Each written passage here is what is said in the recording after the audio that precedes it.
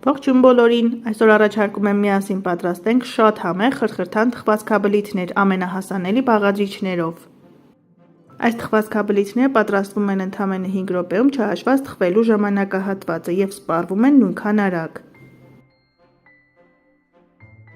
Տարեի մեջ լցնում ենք 2 հավկիթ, ավելացնում ենք 1 պտղուն ծաղ, 1 թեյի գդալ վանիլային շաքարավազ և 90 գրամ շաքարավազ և ձեռքի հարիչով մի լավ հարում ենք։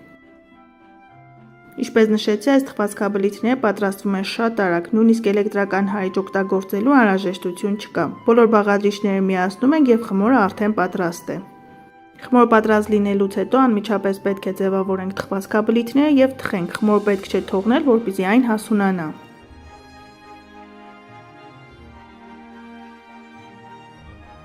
Բոլոր բաղադրիչները մի լավ խառնելուց հետո ավելացնում ենք 80 գրամ հալեցրած կարագ։ Կարագի փոխարեն կարող եք օգտագործել նույնքան ձեթ կամ մարգարին, սակայն կարագով ավելի խրթխրթան և համեղ է ստացվում։ Ավելացնում ենք նաև կես թեյի գդալ սոդա, բոլոր բաղադրիչները մի լավ խառնում ենք և ավելացնում ենք այնքան ալյուր, որ ստացվի ձեռքերին չկպչող, փափուկ խմոր։ Ես օգտագործեցի 280 գրամ ալյուր, ալյուրը կարող է օգտագործվել իմ նշված չափաբաժնից մի փոքր ավել կամ պակաս։ Ալյուրը պարտադիր մաղում ենք, որպեսզի այն հագեցնենք թթվասնով, որպեսզի թխվածքաբլիթները լավ բարձրանան։ Գդալի օգնությամբ բոլոր բաղադրիչները միացնում ենք իրար, այնուհետև խմորը տեղափոխում ենք աշխատանքային սեղանի վրա։ Խմորը երկար հունցելու անհրաժեշտություն չկա։ 1 րոպեի ընթացքում ձեռքերով այն հավաքում ենք և սկսում ենք ձևավորել թխվածքաբլիթները։ Կարող եք թխվածքաբլիթները ձևավորել տալով գնդի ձև, կամ կարող եք խմորը բացել և կտրել թխվածքաբլիթների համար նախատեսված կաղապարներով, կամ այնպես ձևավորել, ինչպես ես եմ անում։ Այս խմորը շատ լավ պահպանում է իր նախնական կտրված տեսքը թխվելուց հետո, այնպես որ կարող եք ձևավորել այնպես, ինչպես դուք եք ցանկանում։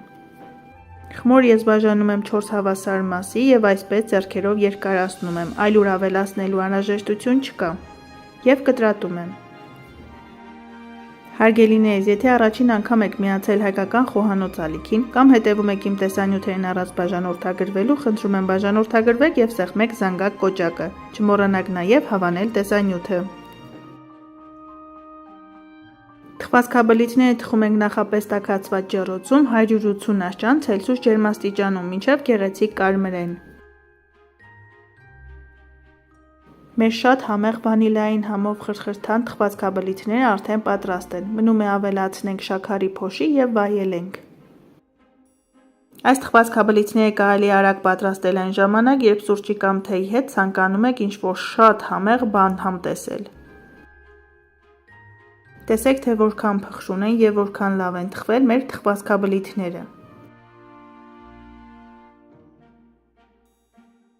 Դե ինչ հարգելիներս, այսօր էլ այսքանը, պատրաստեք սիրով եղեք առողջ և օրհնված, ցտեսություն, կհանդիպենք հաջորդ տեսանյութերում։